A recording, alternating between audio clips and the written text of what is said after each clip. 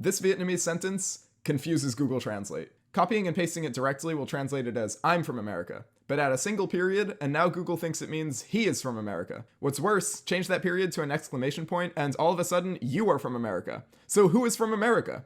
First off, the punctuation is not actually changing the meaning. There's no obscure grammatical rule in Vietnamese that adding an exclamation point corresponds to a second person subject. I'd be shocked if any language works that way. Second, this isn't entirely Google Translate's fault. Although its solution to the situation is very strange, the sentence is actually ambiguous and could mean two of those three things. This is because some pronouns in Vietnamese work very differently than pronouns in English. The important word in this sentence is anh. Forgive my pronunciation, I'm a beginner Vietnamese student, but I have cross-checked the facts in this video with a native speaker. So anh is the subject of this sentence. It's the thing that Google translates as I or you or he. The rest of the sentence isn't important here. It basically means that anh, whoever that is from America. So what does anh mean? It basically has the meaning of older brother or male person in your generation who is older.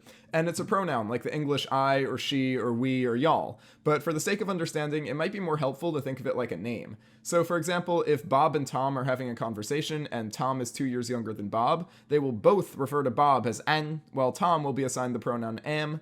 If Tom leaves and Phil, a man who's 2 years older than Bob, joins, now Bob and Phil will both refer to Phil as anh and Bob will become am. This is confusing for English speakers because we use pronouns differently.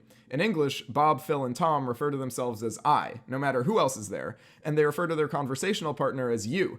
Vietnamese does actually have some pronouns like this as well, but there are many pronouns like anh or am, which depend on the relative ages, genders, or familial relationships in the conversation. Google is slightly wrong here because you'd normally use anh nai instead of anh for the third person he, so it's safe to assume that this version is wrong.